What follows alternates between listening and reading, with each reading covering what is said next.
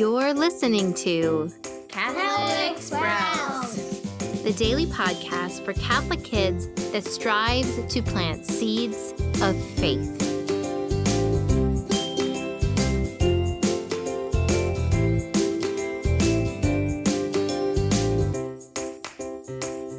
Hey there, Sprouts. Today is Wednesday, August 19th, 2020. This week on the Catholic Sprouts podcast, we are wrapping up our study of the Ten Commandments. We have spent all summer long talking about God's rules to help us find happiness, and we are on rule number 10, the 10th commandment, thou shalt not covet thy neighbor's possessions. To understand how lusting after, desiring to own more and more and more will only lead to misery, we are looking at people that are truly happy, that are blessed and living in heaven today, the saints who are celebrating their feast days this week.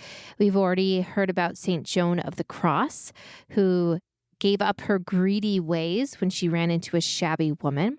We've heard about St. Louis of Toulouse, who was born into a royal family, but spent his life as a priest serving the poor and lepers. And today we are going to hear about St. John Eudes.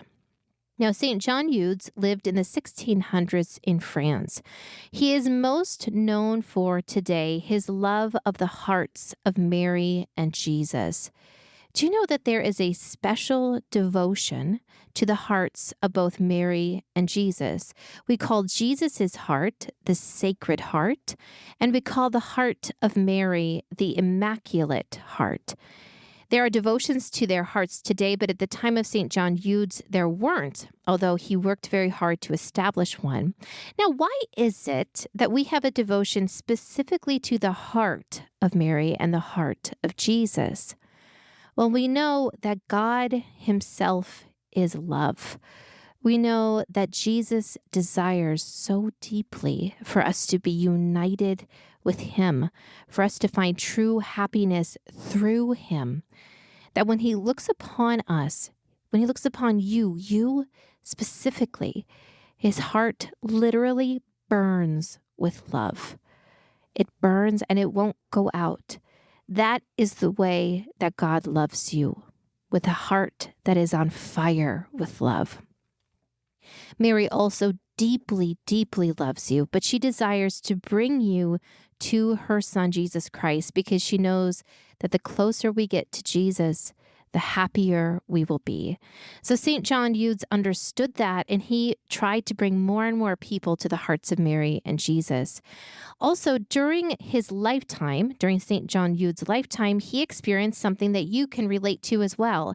He lived through a plague, or what we might call now a pandemic. At the time in Europe, there was illness spreading around, many people suffering with no one to care for them. And St. John Eudes made it his work to go out and serve as many people in his city as he could. Without fear, he went out and served them in the most humble work that he could. Finally, St. John Eudes is known as a parish missionary. Have you ever had a parish missionary or a parish mission when people from outside of your parish come and they preach beautifully and they really try to get you excited about your faith again? Well, St. John Eudes was doing that way back in the 1600s. He also was very dedicated to helping the clergy grow spiritually. And by clergy, we mean the priests. He worked hard in seminaries, which are the schools that train priests, and he also helped priests already serving people to really go deeper so that they might lead their congregations deeper into love of God as well. Now, St. John Eudes did a lot, but the thing I want you to remember today is his devotion to the hearts of Mary and Jesus. He knew that God is love and that we need to unite our own hearts with Jesus' heart so that we might love those in our lives more perfectly. And so, my friends, today I ask you to find an image of the Sacred Heart of Jesus. You can look at it on a computer. Perhaps there's something in your home. But there are a lot of really incredible details and images of the Sacred Heart. We've already talked about how Jesus' heart is on fire, but it's also wrapped in thorns, wrapped in a crown of thorns. And even the images of Christ with his Sacred Heart, he is holding his hands a certain way. So look at this image and really wonder, what am I learning about Jesus through the image of the Sacred Heart? And how do I understand better the way he loves me? That's it for Catholic Sprouts today. We'll be back tomorrow, but until then, continue to grow in your faith and truly sprout into the beautiful creation that God created you to be.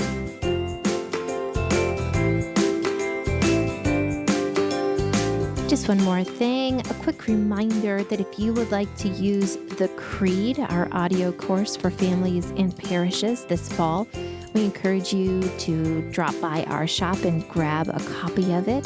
We will be closing enrollment after Labor Day, so don't miss this opportunity.